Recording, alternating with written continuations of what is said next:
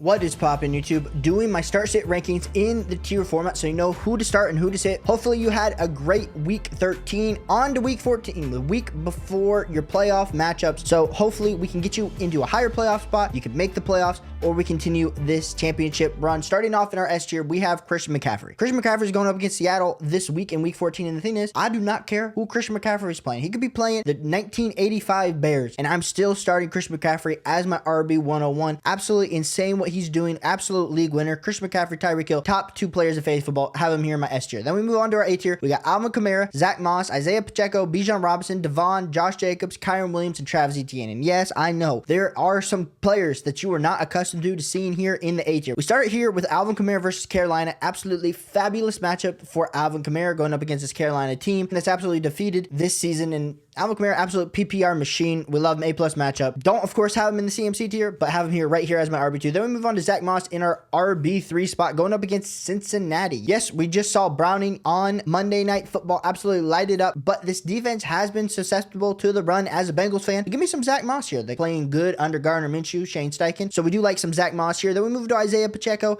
versus Buffalo. Isaiah Pacheco's been getting it going, and right now in this RB landscape, it's just nasty. It is nasty. We got so many injuries coming down the stretch. So if you got some of these healthy guys, congratulations. But Isaiah Pacheco here versus Buffalo, like this matchup, high scoring game. Move on to our next player in this tier is going to be Bijan Robinson versus Tampa Bay. Yes, Bijan Robinson, we've had a pretty rocky season with Bijan Robinson production, but still like Bijan Robinson coming here down the stretch in the A tier. Then we move on to Devon. Devon showed he's a must start RB1 each and every week. So I have him here in my A tier. Some people might have him lower just based on the matchup versus the Tennessee Titans, who have been decent against the run. But I do like Devon. I like this Miami Dolphins offense. They're playing for a lot to prove here rest of season. Then we move to Josh Jacobs here in the A tier. The thing that I want to highlight with Josh Jacobs, been a lot of volume that's been playing. Going up against Minnesota, I think as much as Minnesota's really struggled on offense, I think Josh Jacobs will end up getting it going here versus Minnesota. I think it's an A matchup all the way around. Probably projected on your site somewhere around 15 fantasy points would be my guess. Like him here in my A tier. Then we move to our next guys are going to be Kyron Williams. A lot of you were on me about Kyron Williams after that big point day. We in the fantasy football, we love to see what you did for me recently. This last week versus the Cleveland Browns. It wasn't the same exact day, but it was still a very good day for Kyron Williams. He's a must-start running back rest of season. Then we move to Travis Etienne. And Travis Etienne, he did have that touchdown upside, but they're going against Cleveland. And now instead of Trevor Lawrence, we have the backup quarterback. And while you're like, well, that should be great for the volume that Travis Etienne's going to be getting,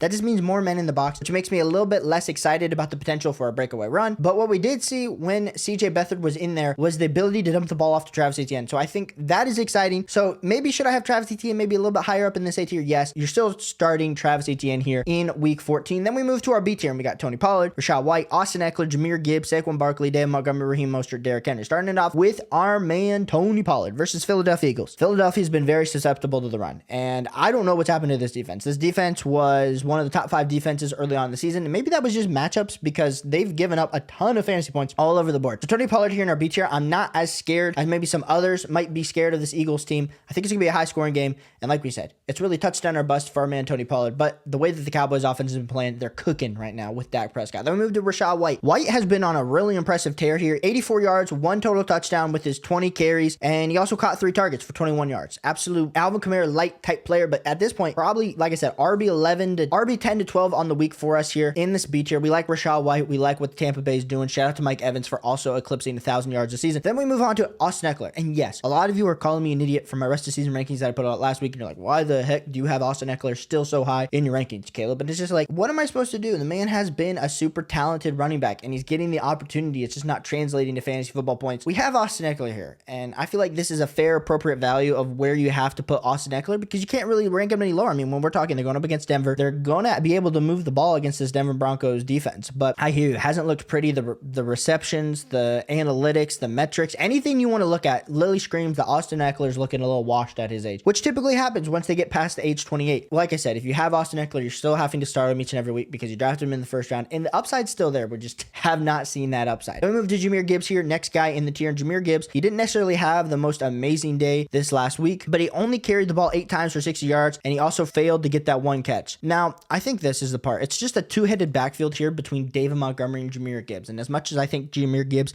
has more upside, has the more explosive play. It was a little bit shocking because the last 3 weeks, Jahmyr Gibbs, with David Montgomery coming back from that injury, Jahmyr Gibbs had been out-snapping David Montgomery. And clearly this last week, that did not happen. Part of it's game script. Part of it is just the way that sometimes I think they like to rotate these backs in and out. So I have Jahmyr Gibbs here still ahead of David Montgomery here in the B tier. Then we move on to Saquon Barkley. Saquon Barkley with our Italian quarterback, Tommy DeVito versus Green Bay. We like the matchup. It's really the Saquon Barkley show on this offense. So hopefully he can catch or rush for a touchdown. Otherwise, it's a little bit bleak. Then, like I said, we move on to David Montgomery, who out-snapped Jahmyr Gibbs. I just like Jahmyr Gibbs' upside a little bit more for David Montgomery in this offense. I still think Jahmyr Gibbs is the 1A, David Montgomery's 1B. But when they get in the red zone, they always throw in David Montgomery. So we like to see that for David Montgomery's sake. Raheem Mostert, with it now being a two-headed backfield, Raheem's total upside's a little bit capped. But I do hear you when you say, I still think both of these guys can be very productive in this backfield. I think both of them are going to get 8 to 12 touches, which is going to be enough for each of them to get maybe one touchdown, each of them to get to that 60, 70 yard mark. I like it for both of these running backs. Of course, I prefer Devon a little bit higher, like that overall upside, but Raheem Mostert is still right there with him. And then the last guy in this tier is going to be Derrick Henry. And yes, I am recording this on Tuesday, posting this on Tuesday. So there's a chance that Derrick Henry doesn't play this week since he's in concussion protocol. I like the rest of season schedule for Derrick Henry. So you have to start Derrick Henry if he is playing. Like him here in our B tier. Moving on to our C tier, we got Javonte, DeAndre Swift, Breece Hall, James Cook, Joe Mixon, Jerome Ford, Gus Edwards, and Kenneth Walker. Starting it off with Javonte. Javonte's going up against the Chargers. And like we just said, with Austin Eckler going up against the Denver Broncos defense, the Chargers defense have also given up a ton of points.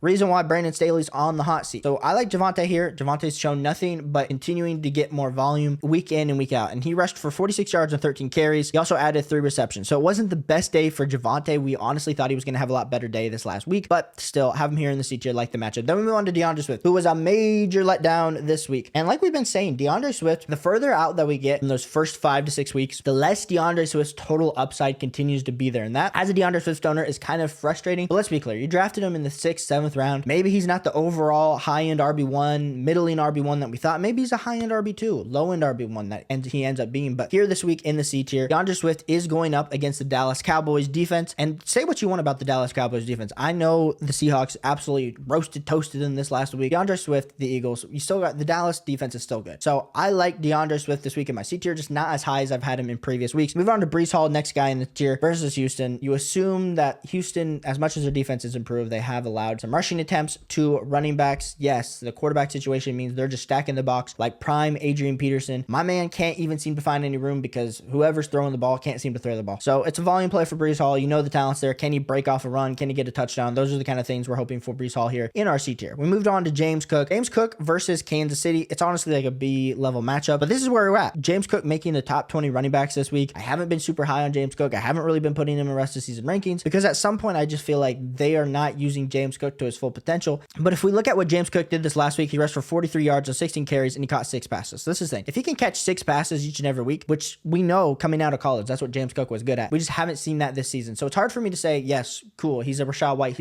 Gets those receptions in a PPR league. Absolutely monster. I just couldn't do that. So that's why I have James Cook here in our C tier. Then we move on to Joe Mixon. But shout out to Browning. Shout out to Jamar Chase for getting it rolling. I just think it's hard. Teams are going to force Browning to continue to throw on them because they're just not sure. And Joe Mixon, as much as we like Joe Mixon in the overall volume, going up against the Indianapolis Colts, somewhere probably around 10 to 12 to 14 fantasy points is where he's going to end up this week. That's why I have him here right around our RB20 range. Then we move on to Jerome Ford versus Jacksonville. And Joe Flacco looked good, but they sent Joe Flacco back to the practice squad, which is kind of surprising after how he performed this last week. So I don't necessarily know who's going to be the starter, but Jerome Ford seems to have the most explosion out of him and Kareem Hunt in this backfield. So we like Jerome Ford here. And Gus Edwards. And I know a lot of you will keep telling me, well, Caleb, Gus Edwards just hasn't been performing up to par, up to the level that we were accustomed to. Only carried the ball 8 times for 26 yards and had an 11-yard reception. This is then that 5-game streak of a touchdown. It came to an end this last week. But that doesn't mean that I'm not continuing to put Gus Edwards here. Yes, maybe it's touchdown or bust, but do have Gus Edwards here in our C tier. Then we move on to Kenneth Walker. And I know, like I said, we're recording this on Tuesday. It's coming out Tuesday. So if you're watching this on Wednesday or Thursday, we don't have the full information if Kenneth Walker is going to play. So Kenneth Walker here in the C tier feels very safe for me this week versus San Francisco. It's a terrible matchup. Zach Charbonnet's look good. So if for some reason Kenneth Walker's out, just throw Zach Charbonnet up here into the C tier. If Kenneth Walker does play, like I said, he's here on a C tier. I absolutely love some Kenneth Walker. It's just a really rough matchup this week coming off of injury form. Then we move on to our D tier and we got Jalen Moore, Najee Harris. So we got both of these Steelers running backs. And the thing that we need to know, they're going up against New England. So they're going to get up early. I don't care how bad this offense is and they're going to be rushing the ball. Jalen Moore in this last week, 9 times for 59 yards,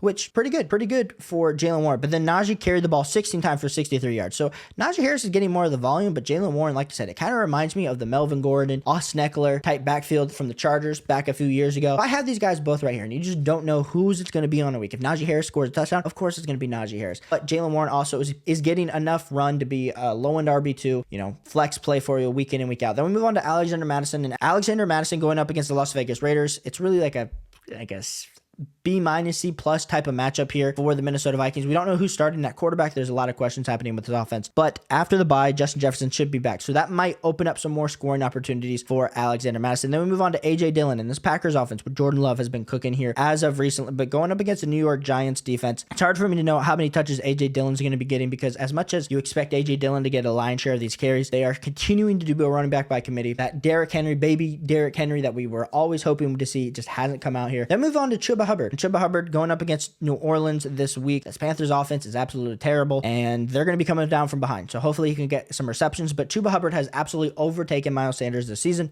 so no reason to worry about the volume there. If you need, like I said, an RB2 flex player, super desperate, okay, throw some Chuba in there, but I'm not getting my hopes up for any major game for Chuba Hubbard. Then we move on to Zeke. Shout out to Zeke for not having an actual graphic here in the thing. We had to upload one, but Zeke overtaking for Ramondre Stevenson, who will be out this game. I don't think we're going to see prime Zeke. I mean, this offense is so bad. The offensive line's not playing up to par, going up against Pittsburgh Steelers. I don't know if TJ Watt's going to play this week. I don't even think that matters because that defense is still ferocious without TJ Watt. But have Elliott here. Like, if you need a running back and you have to start Zeke, cool, go with Zeke. Rounding out this tier with Tajay Spears. Have Tajay Spears here. I mean, he is performing up to par. Going up against Miami. The thing is, we don't, like we said, we don't know if Derrick Henry is going to play or not. So I have Tajay Spears here in my D tier. If for some reason Tajay Spears were to overtake this backfield, I would probably have him ahead in this D tier. I don't know if I could bump him up into my C tier. Just like I said, we haven't seen a full game of Tajay Spears all season. And then rounding out this tier, I have Dameon Pierce here, but let's be clear. I have Dameon Pierce and Devin Singletary here back to back. So depending on your flavor of running back, they're going up, like we said, against the Jets this week. So it's going to be a really rough matchup for these running backs. It'll be honestly a really good test to see for CJ Stroud. But that is my running back ranking. So let me know who you like, who you're going to start. Ask me any start sit question down below. Hit that like button, hit that subscribe button, and I'll catch you on the next one. Peace.